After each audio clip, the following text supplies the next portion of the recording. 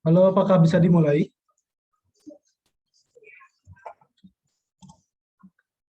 Ya, kita mulai saja ya. Halo, selamat malam semuanya. Assalamualaikum warahmatullahi wabarakatuh. Salam Om Swastiastu, Namo Buddhaya, salam kebajikan bagi kita semua. Yang terhormat Bapak Profesor Budi selaku CEO PT Media Kreasi Abadi, yang kami hormati Kak Gabriel Sibarani selaku mentor animasi, yang terhormat Kak Andi Isal selaku pemateri acara bertema TikTok Animation yang kelima dengan judul Introduction and Tips for 3D Animation. Dan terima kasih banyak pada para hadirin yang sudah menyempatkan waktunya untuk menghadiri acara pada malam hari ini ya. Pertama-tama, puji dan syukur saya panjatkan kepada Tuhan Yang Maha Esa yang telah memberikan nikmat dan karunia-Nya kepada kita semua sehingga kita dapat berkumpul pada kesempatan kali ini dalam keadaan sehat dan walafiat. Hadirin yang berbahagia, saya Gungu Sangga selaku moderator yang akan memandu rangkaian acara pada malam hari ini mengucapkan selamat datang di acara TikTok Animation kelima dengan judul Introduction dan Tips for 3D Animation. Untuk mempersingkat waktu, langsung saja saya membacakan susunan acara TikTok pada hari ini. Adapun susunan acaranya sebagai berikut. Yang pertama adalah pembukaan, lalu akan dilanjutkan dengan pembacaan CV dari pemateri, berlanjut ke sesi penyampaian materi, yang akan dibarengi dengan sesi tanya jawab dengan pemateri, lalu akan ada sesi foto bersama, dan akan diakhiri dengan kesimpulan dan penutup. Oke, acara selanjutnya yaitu pembacaan CV dari pemateri kita oleh moderator yang dimana akan dibacakan oleh saya sendiri.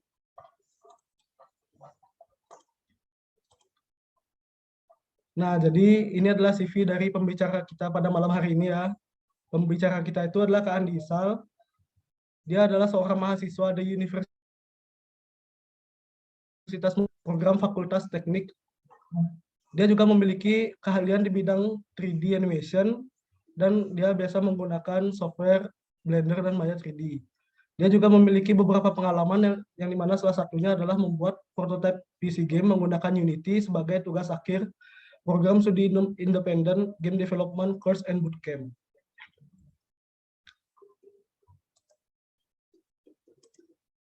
Lalu selanjutnya kita akan memasuki ke acara inti, yaitu pemaparan materi oleh pembicara kita, yakni Saudara Andi Isal sekaligus diskusi dan tanya jawab. Kepada Saudara Andi Isal, saya persilahkan. Ya, saya izin share screen dulu.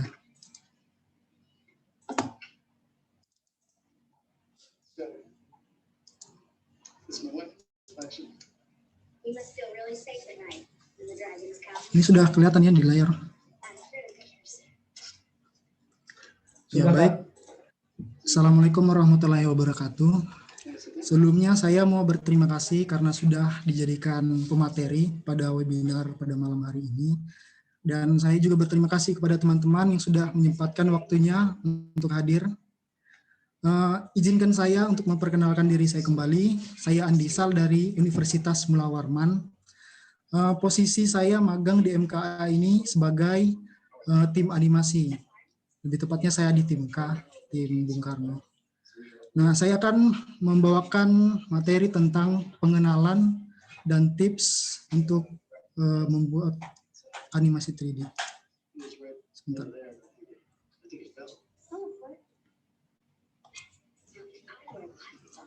Ya, kita mulai dari pengertian animasi 3D. Jadi pengertian dari animasi 3D yaitu merupakan penciptaan gambar bergerak di dalam ruang 3 dimensi. Nah, terus kita juga perlu tahu apa perbedaan dari animasi 2D dengan animasi 3D. Perbedaan mendasar dari animasi 2D dan animasi 3D yaitu animasi 2D itu cuma punya dua sumbu aja, yaitu lebar, tinggi, dan lebar sumbu X dan sumbu Y. Sedangkan untuk 3D-nya itu dia ada 3 sumbu. Sumbu X untuk horizontal, sumbu Y vertikal, dan sumbu Z itu kedalamannya. Itu perbedaan mendasar antara animasi 2D dengan animasi 3D. Contohnya bisa dilihat pada gambar. Kalau animasi 2D itu cuma berupa gambar, sedangkan animasi 3D itu objek pada ruang 3D. Nah, terus cara untuk membuat animasi 2D dan 3D juga berbeda. Kalau animasi 2D itu digambar secara manual, frame by frame. Jadi digambar satu frame digambar, terus digambar lagi ditumpuk sampai menghasilkan sebuah gerakan. Sedangkan animasi 3D kita mulai dengan membentuk sebuah objek 3D. Contohnya pada gambar ini kita membentuk robot. Terus robot nanti ini digerakkan dengan bone atau tulang. Kemudian diberi tekstur dan dirender. Nah, terus software apa aja sih yang bisa dipakai untuk membuat animasi 3D? Contohnya di sini ada produk Autodesk Maya, kemudian ada Autodesk 3D Studio Max, ada Blender sama Cinema 4D. Untuk Blender sama Cinema 4D dia itu open source alias gratis, jadi nggak perlu berbayar, itu sudah powerful dua software ini. Sedangkan Maya sama Autodesk karena memang produk Autodesk jadi jelas berbayar. Kemudian lanjut ke tahap-tahap untuk membuat animasi 3D. Nah, animasi 3D itu kalau kita mau buat, kita mulai dengan mendesain karakter dan storyboard. Kurang lebih hampir sama untuk membuat animasi 2D. Animasi 2D juga membutuhkan desain karakter dan storyboard. Terus apa bedanya desain karakter sama storyboard ini? Jadi kalau untuk desain karakter itu untuk mempermudah kita ketika membuat model karakter. Jadi yang membuat model karakter itu disebut 3D modeler. Jadi supaya nggak bingung gitu bentuknya harus apa gitu, bentuk tangan, bentuk rambut, itu dibuat dulu melalui desain karakter ini. Kemudian untuk storyboard itu untuk mempermudah animator untuk menggerakkan objek, menggerakkan karakter. Contohnya pada gambar ini ada scene dia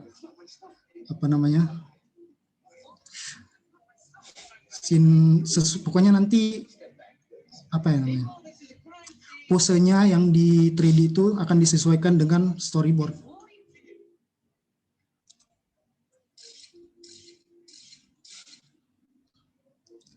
Kemudian tahap selanjutnya, setelah desain karakter dibuat, kita itu membuat model 3D-nya.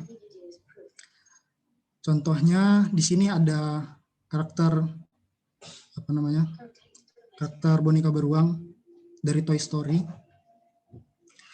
Dari desain karakter yang sudah ditentuin, kita bakal membuat 3D model, dan selanjutnya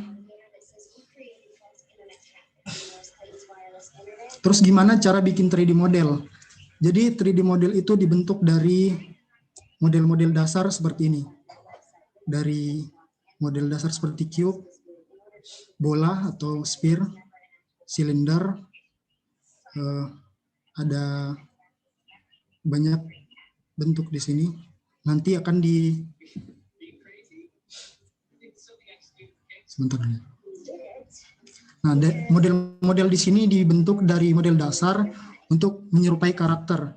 Jadi ibaratnya 3D model itu seperti kita membuat lilin mainan ya, atau tanah liat. Jadi misalkan kita mau beli Play-Doh. Play-Doh itu kan kalau kita beli bentuknya kotak tuh kan. Nah, kita bentuk sesuai apa yang kita inginkan. Nah, 3D model juga sama seperti itu. Dari bentuk sederhana ke bentuk yang lebih kompleks. Nah, ini contohnya di Monster Inc. Jadi dia itu pertama modelnya itu cuman bulat doang, matanya juga bulat, terus dimodifikasi seperti tanduk, tangan, dan kakinya. Nah, kemudian di dalam 3D model ada juga yang perlu kita tahu, yaitu low poly dan high poly. Nah, apa yang membedakan low poly dan high poly? Kalau high poly itu lebih detail, lebih smooth, sedangkan low poly itu bentuknya lebih sederhana. Perbedaannya bisa dilihat dari jumlah poligonnya. Kalau yang high poly itu, yang garis-garis ini atau kotak-kotak itu namanya poligon.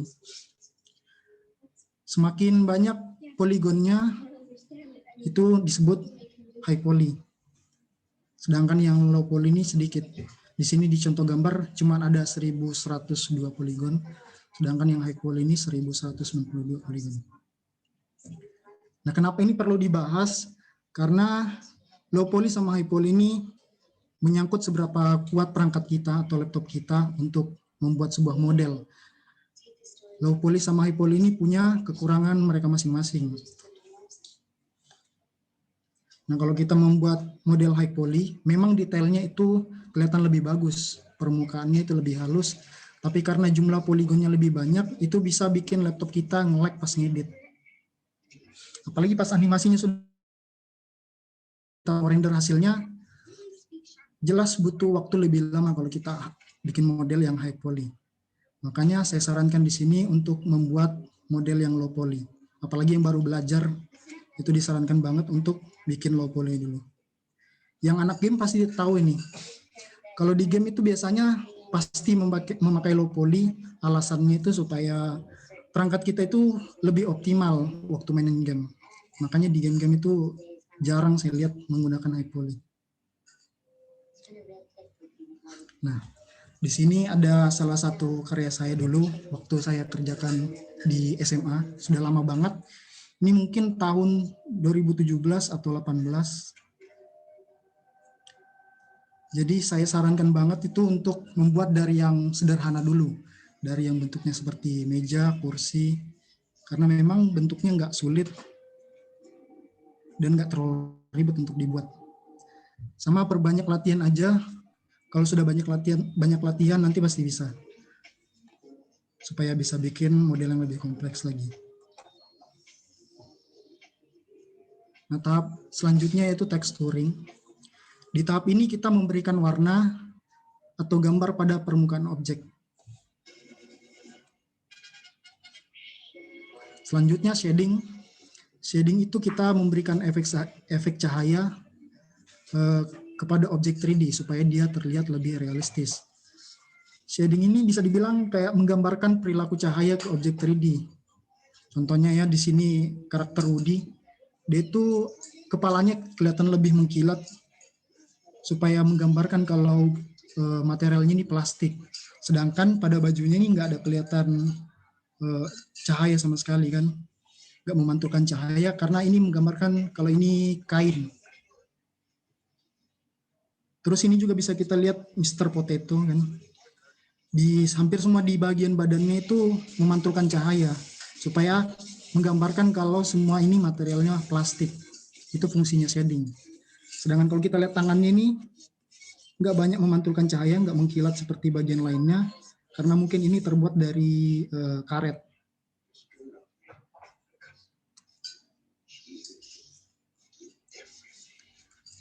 Setelah diberi tekstur dan shading, tahap selanjutnya itu rigging. Jadi rigging ini adalah memberikan tulang kepada objek 3D supaya nantinya objek 3D ini bisa digerakkan.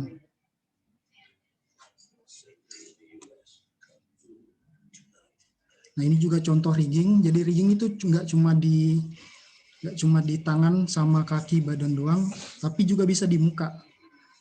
Fungsi rigging ini sama persis seperti tulang manusia. Jadi kalau mau menggerakkan sebuah objek dalam 3D itu harus dikasih tulang dulu. Nah, setelah pemasangan tulang selesai, tahap selanjutnya itu gerakin tulangnya atau yang kita sebut dengan tahap animation. Jadi singkatnya tahap animasi ini untuk menggerakkan objek 3D-nya.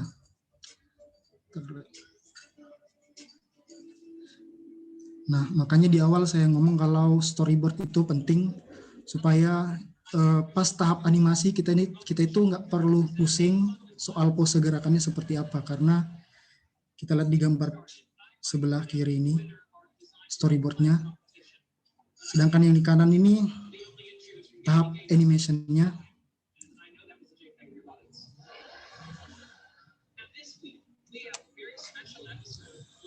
Terus yang terakhir itu tahap rendering. Jadi setelah semua proses selesai, hasilnya akan dibuat dalam bentuk video.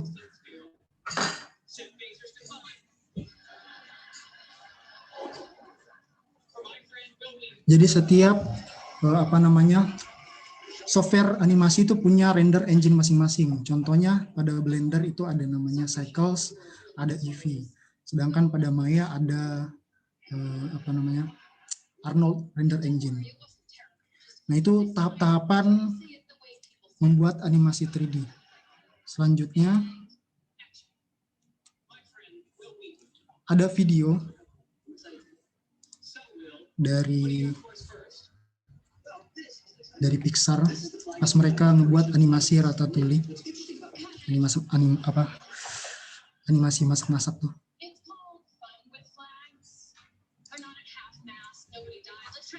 Ini suaranya kedengaran nggak?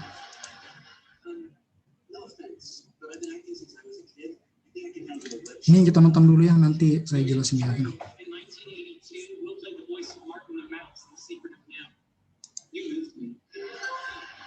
You'll have to forgive me. This is my first time directing. I just want it to be good. So great. So this time, let's try more real boy, less Pinocchio. And action. Yes, and so far we're still not getting our money's worth. Let's try it again. Every second. And action. So Will.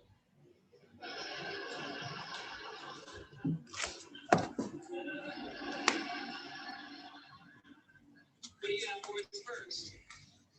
Well, this is an exciting one. This is the flag, the United Federation of Planets. Cut. Problem, first time director. None that I could see. I saw him.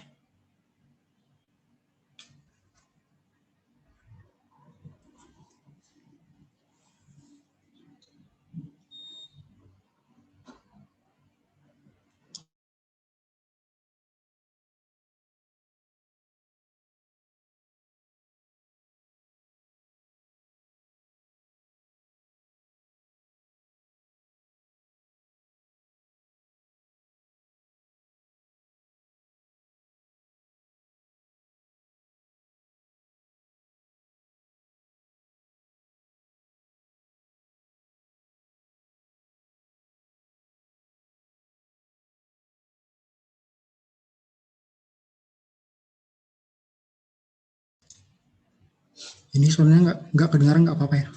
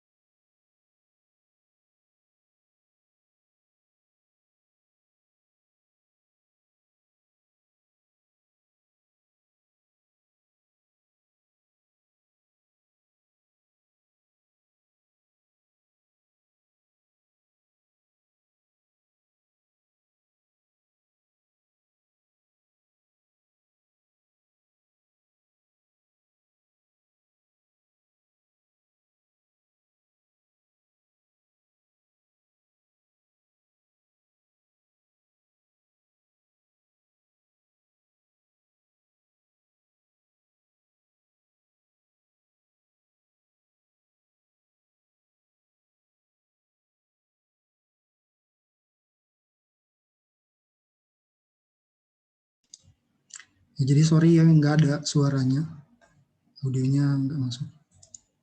Nah, saya jelasin. Jadi di video 2 menitan ini sebenarnya ada tips yang bisa dipelajari supaya animasi itu bisa lebih efisien membuatnya. Nah, yang pertama jelas mereka mulai dari membuat storyboard dulu. Ini yang aku bahas tadi, ini supaya animator lebih mudah untuk menggerakkan karakternya karena sudah ada gambaran dari storyboardnya. Nah, terus di bagian menarik ini biasanya kalau kita buat animasi itu biasanya setelah kita bikin modelnya, kita pasti bikin tekstur sama shadingnya dulu. Sedangkan pada Pixar ini, mereka langsung gerakan atau menganimasikan karakternya. Di sini kita bisa lihat kalau teksturnya itu belum ada, cuma warna dasar doang. Ini bahkan bajunya cuma warna putih doang kan. Ini tujuannya apa? Mereka langsung ke tahap animasi. Sedangkan tekstur sama shadingnya ini di bagian belakang setelah animasi selesai. Ini supaya mengoptimalkan perangkat gitu. Kalau misalkan kita menggerakkan karakter tapi nggak ada shadernya gini, nggak ada teksturnya gini, itu lebih mudah karena perangkat kita nggak jadi nge-lag. Saya boleh menunjukkan contoh yang saya maksud. Jadi ini salah satu project yang tim saya kerjakan.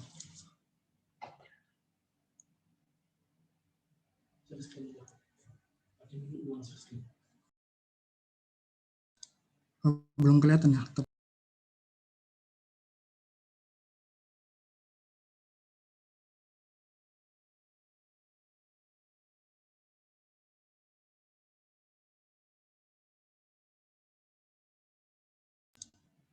Ini udah kelihatan ya? Udah Kak. Nah, ini salah satu project yang tim saya kerjakan.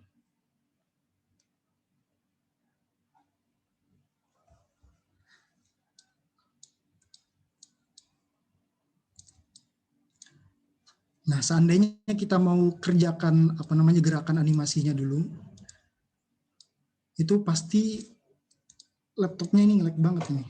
Ntar dulu, bisa nggak?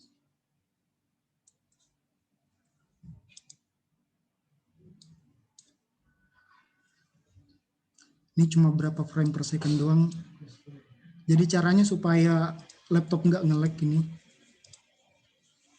yaitu kita hilangkan semua dulu tekstur sama objek-objek yang nggak diperlukan. Kita fokus ke karakter kita dulu yang mau digerakkan, contohnya burung ini. Nah, dia itu lebih mulus gerakannya. Jadi kita lebih mudah untuk mengedit. Nah, kalau sudah dipastikan gerakannya ini sudah bagus, baru kita menambahkan objek-objek lain. Seperti pohon, rumput. Sama ada cara lain juga supaya laptop nggak nge-lag. Contohnya di sini ada model rumput. Nah, mungkin kalian mikir kalau ini bakal berat banget karena banyak sekali rumput di sini kan. Nah, tapi sebenarnya rumput ini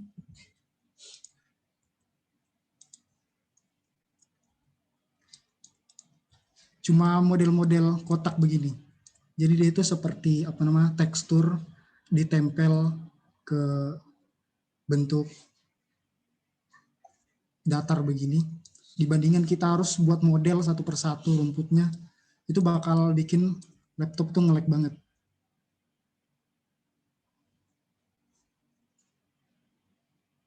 Begitu juga untuk pohonnya. Pohonnya juga ini kompleks banget. Ada banyak sekali daun, daripada kita ngebuat daunnya satu-satu. Caranya itu sama seperti rumput. Ini sebenarnya low poly semua ini. Jadi cuma main di tekstur doang.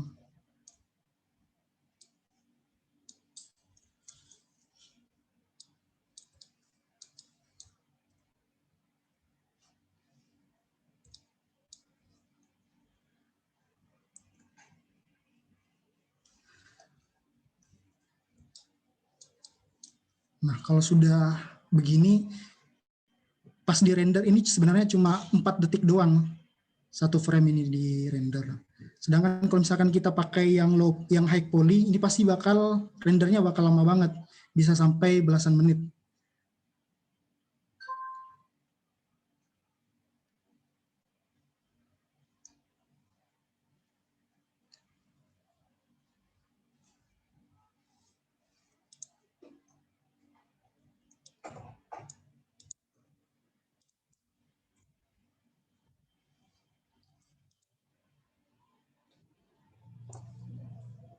Nah, itu materi yang bisa saya bawakan hari ini.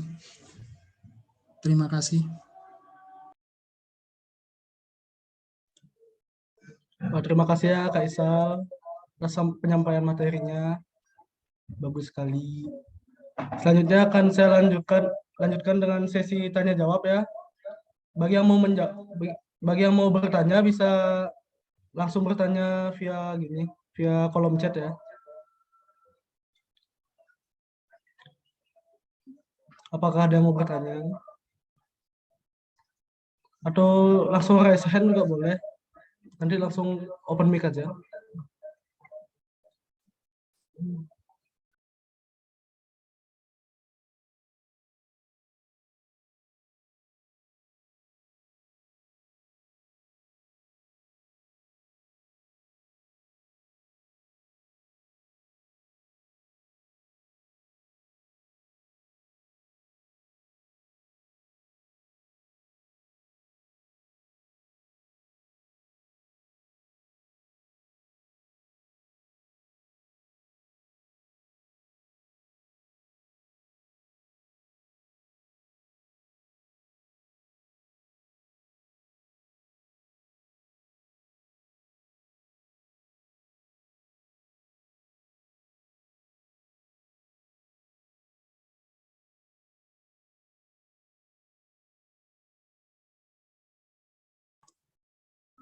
Ayo yang mau bertanya jangan malu-malu.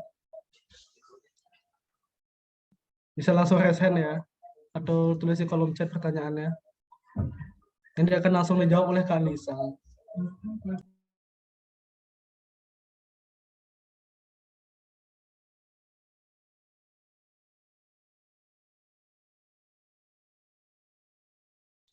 Oke, ada satu pertanyaan nih dari Kak Renda.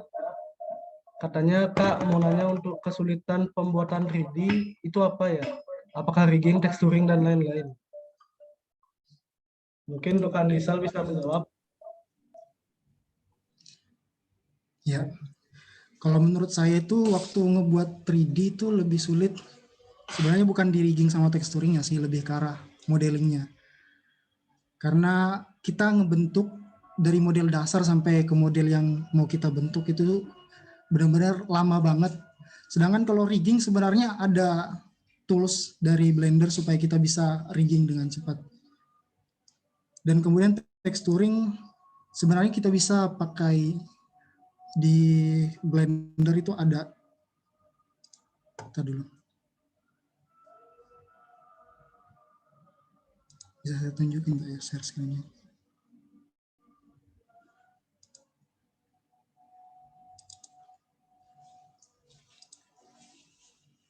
Nah, kalau dulu itu saya ngebuat tekstur itu pasti menggunakan Photoshop atau Krita.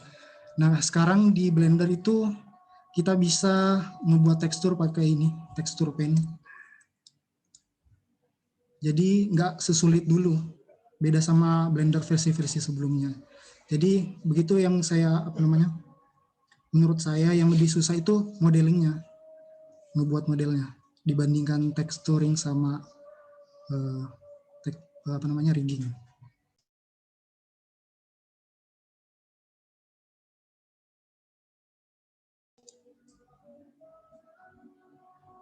Ini sudah terjawab kan, Ren?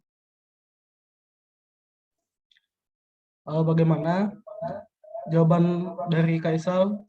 Apakah sudah jelas untuk Renda? Oke, mantap katanya. Oh, modelingnya susah katanya.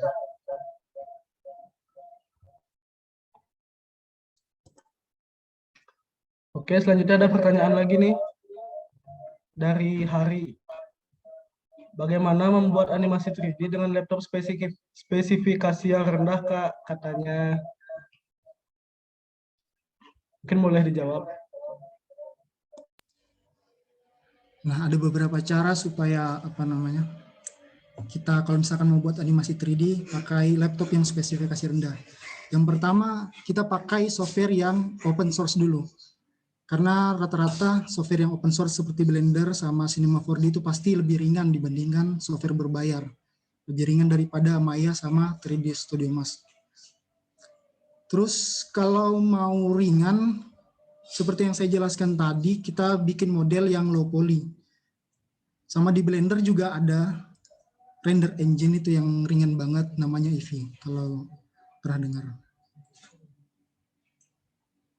Nah itu kalau tipsnya bagaimana, sudah terjawab? Oke, terima kasih Kaisal. Bagaimana untuk Hari, apakah sudah jelas?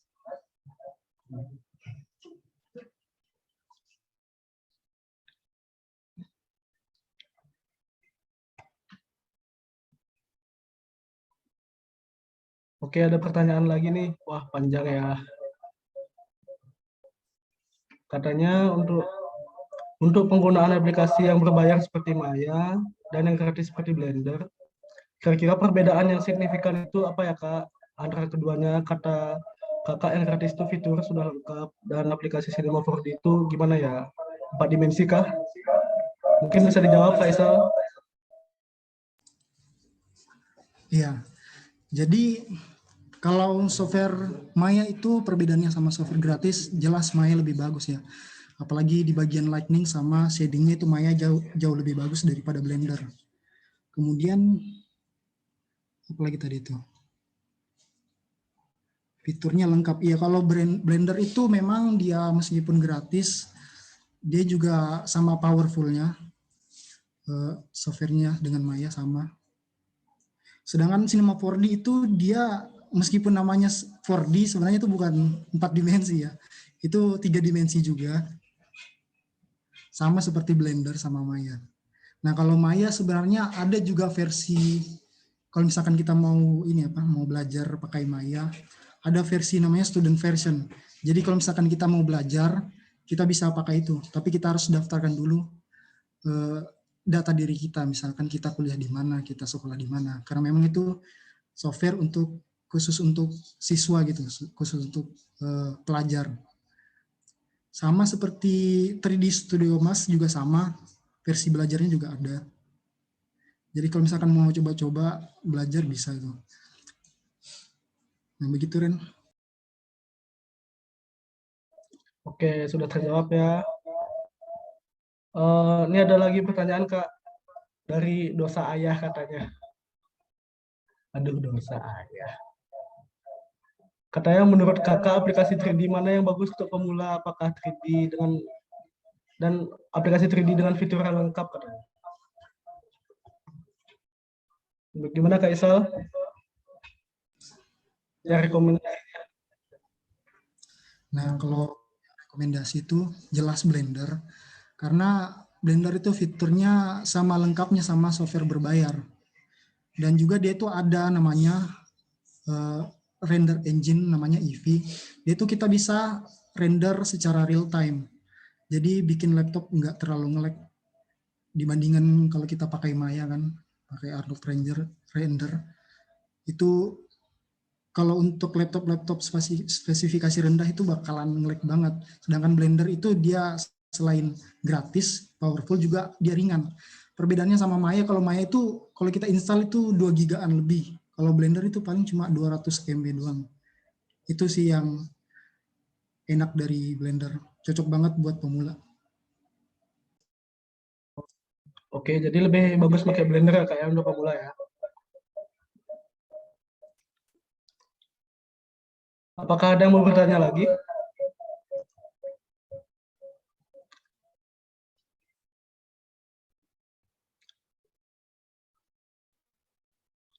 Oke, mungkin akan saya tunggu sampai jam 7.45 ya. Kalau ada yang mau bertanya bisa raise hand atau tulis saja di chat. Atau kalau mau diskusi bisa tulis di chat juga ya.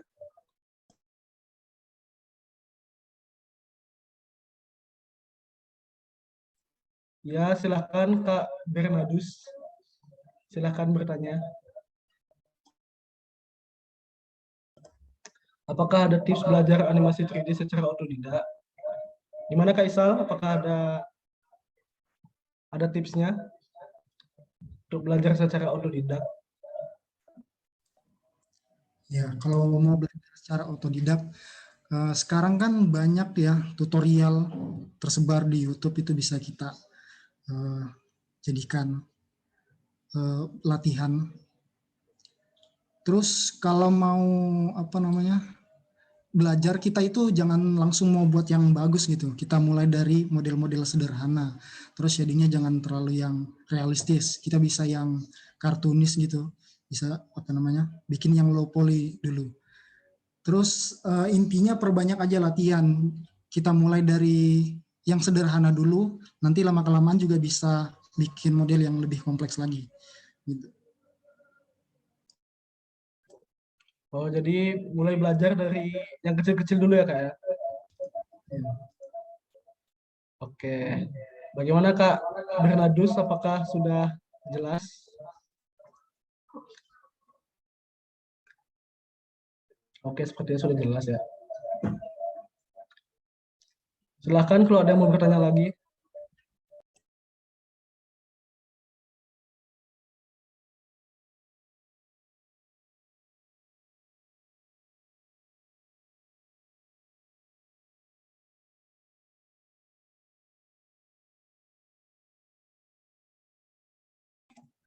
Oke nih, dari Renda lagi. Panjang-panjang pertanyaannya. Pertanyaannya, kalau membuat animasi 3D, enaknya pakai gear apa ya Kak? Misal kita buat animasi 2D, lebih enak pakai Pentab, atau kalau saya sendiri pakai mouse makro. Oke, gimana Kak Isal? Apakah ada saran atau mau menjawab? Ya, kalau sebenarnya 3D itu kita nggak perlu pentap ya. Beda kalau 2D, kalau kita 2D tuh mau pakai brush, cocok banget pakai pentap. Sedangkan kalau 3D kita cuma kayak ngegeser-geser doang, ngegeser vertex, ngegeser edge atau face. Jadi lebih enak pakai mouse daripada pakai pentap. Ya, itu apakah terjawab?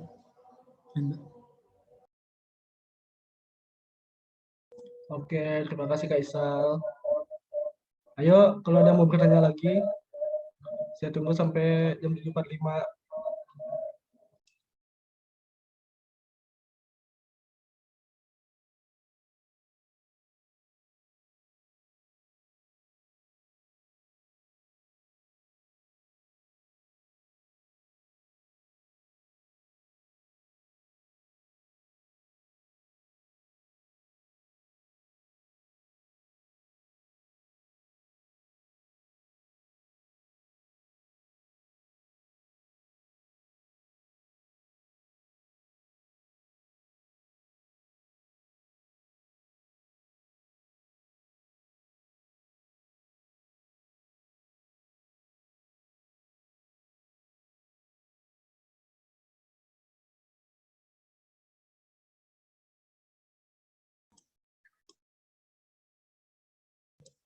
Ayo, pada yang mau bertanya lagi. Mumpung ada Kak Andi Isal nih. Kapan lagi bisa diskusi sama Kak Andi Isal? Ayo bertanya. Atau mungkin ada yang punya keluh kesah gitu tentang 3D. Silahkan bisa disampaikan juga ke Kak Andi Isal. Mungkin bisa diberikan solusi.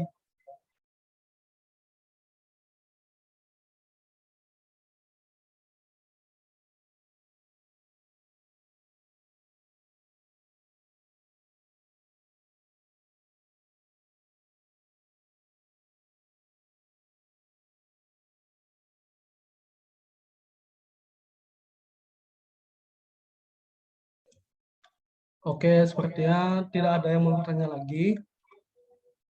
Terima kasih untuk Kak Andi Isal yang sudah mau menjawab gini ya, pertanyaan-pertanyaan di sesi diskusi ini. Selanjutnya, saya akan lanjutkan ke sesi foto bersama ya.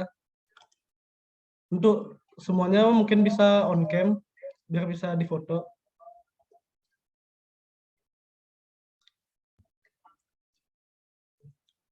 Ayo.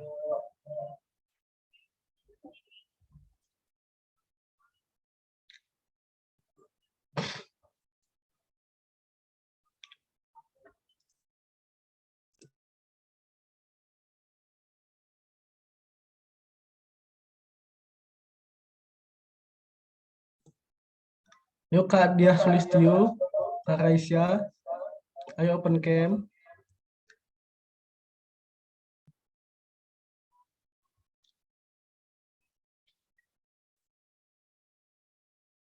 Oke.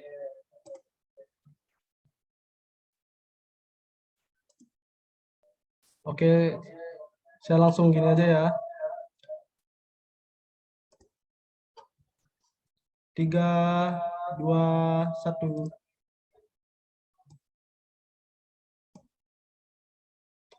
Oke, ulang. Kita foto sekali lagi ya. Tadi ada kesalahan teknis.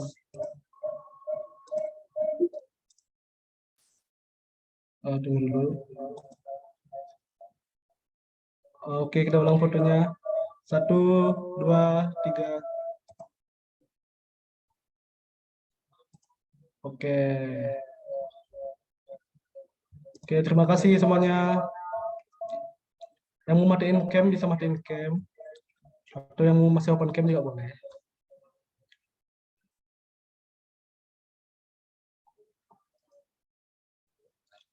Oke, sebelum saya akhiri acara TikTok pada malam ini, izinkan saya untuk menyampaikan kesimpulan dari pembahasan Kak Isal tadi. Jadi kesimpulannya adalah, meskipun membuat animasi itu cukup sulit dan kompleks, namun kita dapat mempelajarinya secara otodidak. Mulailah belajar dari hal yang sederhana, sering latihan, dan juga cobalah untuk menambah ilmu baru dari berbagai media yang kita punya. Demikianlah rangkaian acara TikTok Animation kelima dengan judul Introduction and Tips for 3D Animation. Semoga membuahkan hasil yang maksimal. Saya mewakili tim animasi mengucapkan terima kasih banyak kepada pemateri serta para peserta yang telah menyimak acara pada malam hari ini sampai akhir. Akhir kata saya ucapkan wassalamualaikum warahmatullahi wabarakatuh. Terima kasih semuanya.